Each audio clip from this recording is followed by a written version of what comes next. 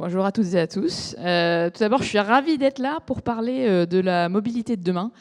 On a entendu beaucoup d'interventions extrêmement intéressantes ce matin sur lesquelles je vais probablement rebondir pendant ma présentation parce que c'est important, je pense, qu'on puisse débattre et inventer cette mobilité de demain. Pour ma part, ce dont je vais vous parler aujourd'hui très spécifiquement, c'est les défis et opportunités principalement sur la digitalisation. Je pense qu'il y a eu pas mal de sujets qui ont été évoqués ce matin, mais là, on va vraiment parler de digitalisation.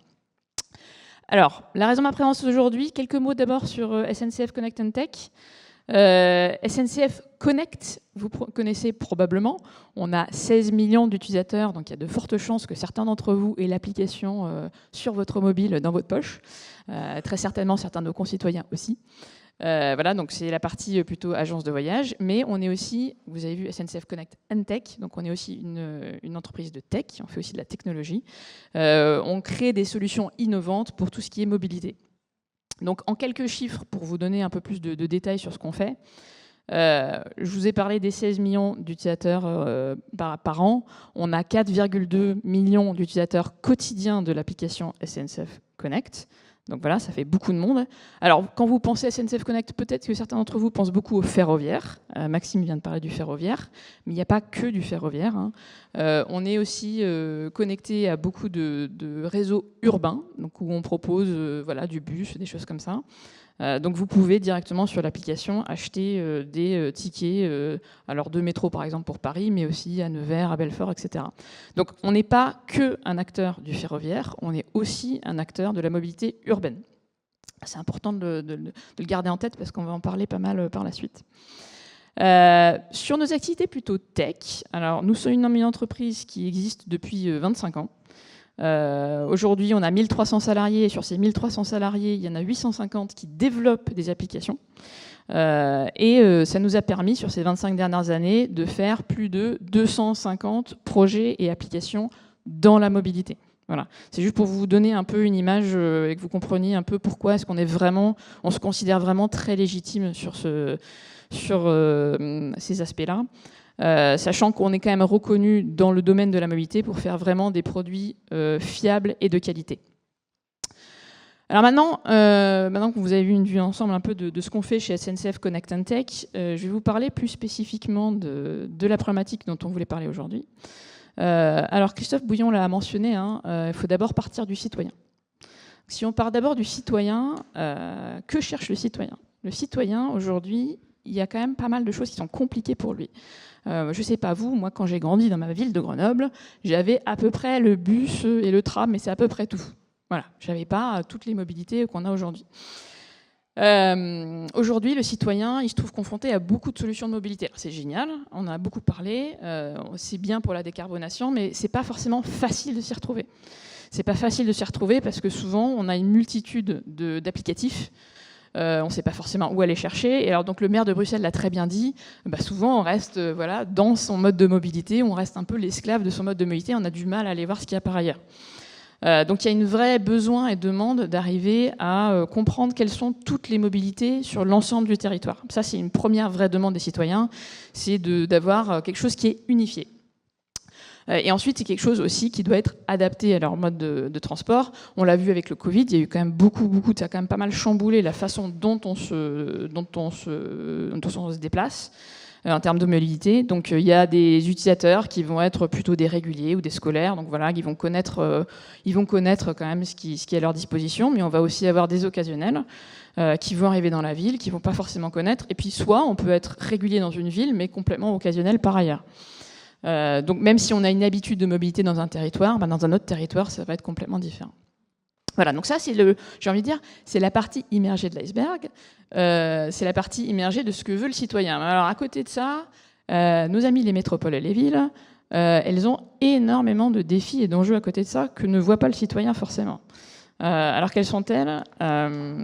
J'ai envie de dire, il y a une première partie qui est plutôt contraintes et enjeux réglementaires, ou en tout cas un peu ce dont on va parler d'interconnexion, etc. Donc si on regarde les quelques dernières années, et je pense que ça s'est vraiment accéléré sur les dernières années, si on regarde les dernières années, qu'est-ce qu'on a eu? On a eu le Covid, qui a quand même beaucoup changé la façon dont les gens se déplaçaient, et qui a eu un impact financier sur les villes.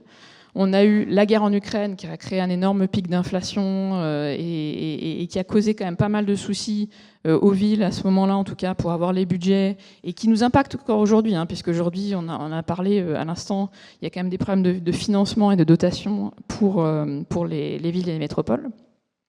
Et puis on a le changement climatique. Alors le changement climatique n'est pas récent, il n'arrive pas des 5 dernières années, mais ce qui est sûr, c'est que les effets du changement climatique, la prise de conscience par rapport au changement climatique, elle s'est surtout opérée dans les 10-5 dernières années. Et donc sur les 5 dernières années, on a une espèce d'accélération de phénomènes, on va dire, géopolitiques ou externes, qui ont fait que les villes se sont retrouvées avec toute une panoplie de choses compliquées à gérer. On vient de parler des SERM, ça c'est quelque chose de nouveau aussi qui a été poussé par le gouvernement. Donc voilà, donc vous avez les ZFE, je ne vais pas tous les citer, vous en avez beaucoup, mais donc il y a quand même beaucoup de contraintes supplémentaires qui est venue aller sur les villes.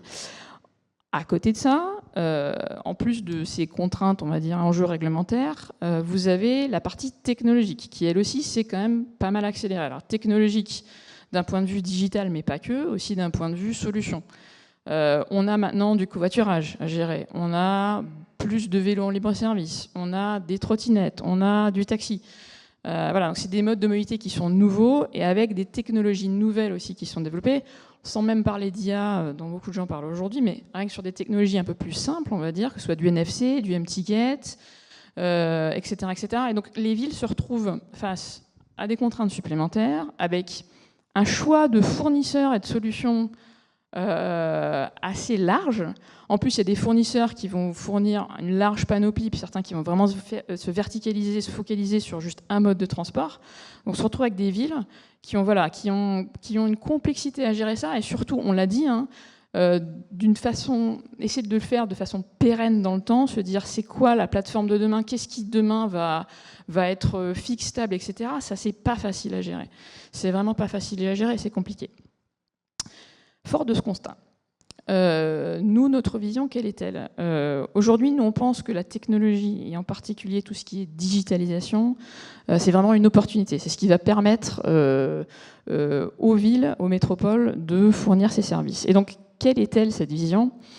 Nous, on pense que pour pouvoir bien gérer les mobilités de demain, ce qui est important pour les régions et pour les grandes métropoles, alors à voir sur les plus petites métropoles, mais en tout cas pour les grandes métropoles, ça va être d'avoir une plateforme centralisée. Une plateforme centralisée qui, elle, est pérenne, qui, elle, est sécurisée, qui, elle, est stable dans le temps, et qui va permettre de venir ajouter des différents fournisseurs. Alors, l'idée, c'est d'avoir une plateforme qui peut gérer n'importe quel type de techno, n'importe quel type de fournisseur, n'importe quel type de mode, que ce soit du taxi, de la trottinette, etc., peu importe, pour pouvoir l'agréger et pour pouvoir gérer ça de façon centralisée. Pourquoi ? Parce que ça permettra de donner à l'utilisateur une information au voyageur centralisée, des informations en cas de perturbation centralisées, une plateforme de paiement et d'achat de titres centralisée, de façon pérenne dans le temps. Et si jamais vous avez un fournisseur qui n'arrive pas, pour une raison X ou Y, à trouver son modèle économique qui vous fait défaut, vous pouvez facilement changer de fournisseur de cette façon-là. Et d'un point de vue utilisateur, ce qu'on veut, ce qu'on recherche, c'est d'avoir là aussi quelque chose de beaucoup plus uniformisé. Donc un exemple pourrait être, là on a mis quelques exemples de à quoi ça ressemblerait, mais c'est d'avoir un applicatif dans lequel je retrouve toutes mes informations qui sont locales, qui sont multimodaux, on en a parlé, et qui vont surtout être accessibles. On n'a pas beaucoup parlé d'accessibilité ce matin, mais c'est vrai que ça c'est un enjeu qu'on voit nous surtout sur le digital.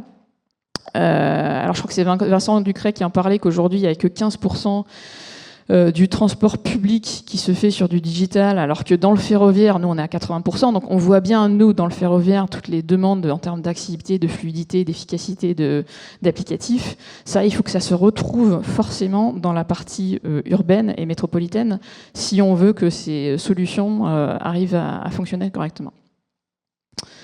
Voilà, donc ça, c'est notre vision pour la mobilité de demain. Je pense que nous, SNCF Connect and Tech, on a réussi à prouver dans le passé qu'avec nos connexions au TGV, puis au TER, au Transilien, mais maintenant aussi au réseau urbain, au réseau de taxis, de VTC, qu'on est capable de créer ce genre de plateforme.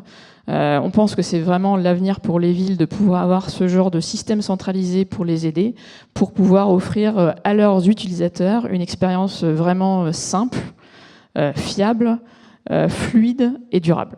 Voilà, je vous remercie beaucoup de nous avoir écoutés et puis n'hésitez pas.